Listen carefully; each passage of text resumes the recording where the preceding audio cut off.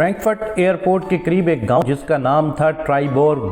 وہاں کی رہائشی ایک بوڑھی عورت نے فرینکفرٹ انٹرنیشنل ایئرپورٹ کے خلاف عدالت میں کیس دائر کر دیا،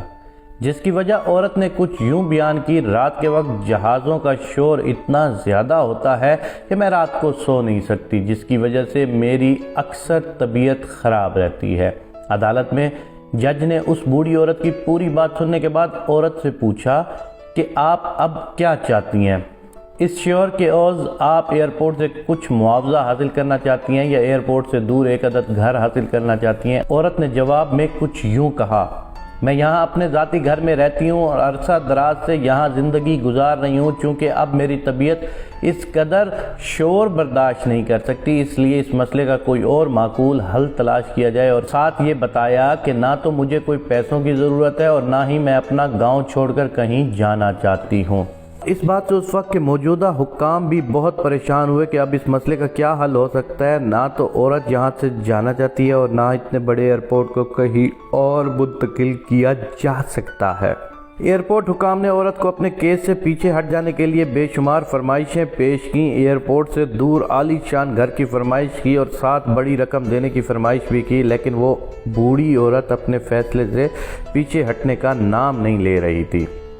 آخرکار تھک کر جج نے کہا کہ اگر ہم آپ کی نیند کے ٹائم کو مینج کر لیں، مطلب رات کا ایک مخصوص ٹائم جب آپ سو رہی ہوں تب ایئرپورٹ پر کوئی فلائٹ نہ اترے، کیا آپ کو یہ فیصلہ منظور ہے؟ جس سے وہ عورت مطمئن ہو گئی اور تب سے لے کر آج تک فرینکفرٹ انٹرنیشنل ایئرپورٹ پر رات 12 سے لے کر صبح 5 بجے تک کوئی فلائٹ نہیں اترتی۔ یہ ہے وہ عزت کا مقام، یہ ہے وہ انصاف جو جرمنی اپنے عوام ٹیکس پیئر لوگوں کو دیتا ہے۔ یہاں ہر انسان کے حقوق برابر ہیں اور ہر ایک کے لیے انصاف کا معیار یکساں ہے۔ اگر اسی چیز کو تھوڑی دیر کے لیے ہم اپنے ملک کے لیے سوچیں کہ ہمارے ملک میں کیا ایسا نظام چل سکتا ہے یا ایسا نظام ہے، تو یاد رکھیے گا حضرت علی کا قول ہے کہ ظلم کا نظام تو قائم رہ سکتا ہے لیکن ناانصافی کا نظام کبھی بھی قائم نہیں رہ سکتا۔ ہمارے معاشرے میں جتنی ناانصافیاں پھیلی ہوئی ہیں، اگر ہم نے ان کو ختم کرنے کی کوششیں نہ کی تو آنے والا وقت بہت بے رحم ہو جائے گا۔ پاکستان کے اندر ہر انسان نفسا نفسی کی دوڑ میں گھس چکا ہے، پاکستان کے اندر مہنگائی کی شرح بہت زیادہ ہو چکی ہے، پاکستان کے اندر چوری ڈکیتیاں بڑھتی جا رہی ہیں۔ اگر ہم نے انصاف کا ماحول اور انصاف کا نظام ہم نے نہ کیری کیا تو ہم لوگ بھی ایک نہ ایک دن کسی بہت بھیانک قسم کے ملک کی طرح صورتحال میں پہنچ جائیں گے۔ دیکھیں، یورپ میں اگر ایک عورت کو اس کے حقوق مل سکتے ہیں تو یہاں پر بھی انصاف کا نظام مؤثر ہونا چاہیے۔ دنیا میں سب سے زیادہ پاورفل انصاف کا نظام دین اسلام دیتا ہے، لیکن ہم دین اسلام کو کیری کرنے والے لوگوں نے